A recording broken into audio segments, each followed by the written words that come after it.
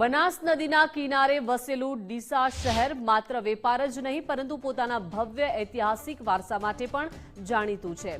આશરે 1823માં બ્રિટિશરો દ્વારા સ્થાપિત આ શહેરમાં તે સમયે લશ્કરી છાવણી ધમધમતી હતી। લશ્કરના ઘોડેસવાર દળ, તોપખાનાના વિભાગ જેવા અલગ અલગ લશ્કરી એકમોના નામ પરથી અહીંયાના પ્રાચીન મહાદેવ મંદિરોના નામ રાખવામાં આવ્યા છે, જેમાં રિસાલેશ્વર મહાદેવ, પલટન મહાદેવ, રિજમેન્ટ મહાદેવ અને તોફાના મહાદેવ જેવા મંદિરો આજે પણ ડીસાના સાંસ્કૃતિક ગૌરવની સાક્ષી પૂરી પાડી રહ્યા છે। આશરે 200 વર્ષ જૂના રિસાલેશ્વર મહાદેવ મંદિરની સામે જ લશ્કરમાં રહેલા મુસ્લિમ સૈનિકો દ્વારા સ્થાપિત મસ્જિદ આવેલી છે। મંદિર અને મસ્જિદનું આ સામીપ્ય દાયકાઓથી હિન્દુ મુસ્લિમ એકતા અને સામાજિક સમરસતાનો સંદેશ આપી રહ્યું છે। શ્રાવણ અને મહાશિવરાત્રી જેવા પવિત્ર તહેવારો દરમિયાન આ મંદિરો ભક્તોની અડગ આસ્થાનું કેન્દ્ર બને છે।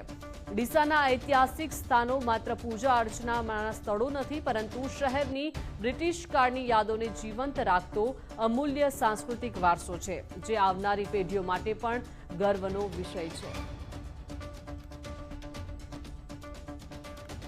આ મંદિરનો ઇતિહાસ એવો છે કે આ રિસાલેશ્વર મહાદેવ જ્યારે અંગ્રેજો અહીંયા આગળ આવ્યા અને અંગ્રેજોએ ડીસા નગરના અંદર બનાસ નદીના પટનું સર્વે કરતા બનાસ નદી 100 વર્ષ સુધી પાણીનો જથ્થો ન ખૂટે એવું પોતે સર્વે કરેલું। આ સમયના અંદર આ મંદિર અને મસ્જિદ કરીબન 200 વર્ષ જેવું થઈ ગયું।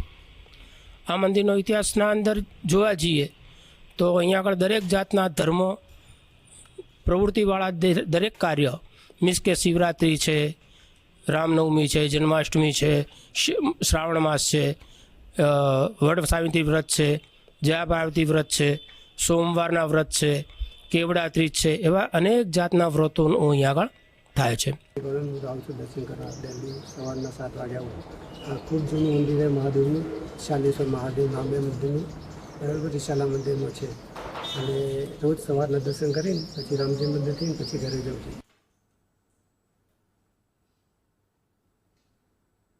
7-8 વર્ષથી આવું હું રિસાલેશ્વર મહાદેવ।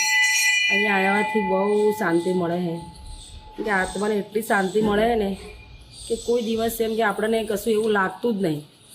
અને લગભગ એમ કે બધી બહેનપણીઓ બધી આવીએ ને તો સરસ લાગે એમ ને આખો દિવસ એવો સરસ જાય ને। આ મંદિર વર્ષો પુરાણું છે, જે અંગ્રેજો વસાયેલું છે। અંગ્રેજોમાં જે તે કાફલામાં માણસો હતા હતા, હિન્દુ, મોહમ્મેડન, ખ્રિસ્તી બધા અલગ અલગ જાતિના એ લોકો પોતપોતાના ધર્મના મંદિરો વસ્તુ વસાયેલી હતી।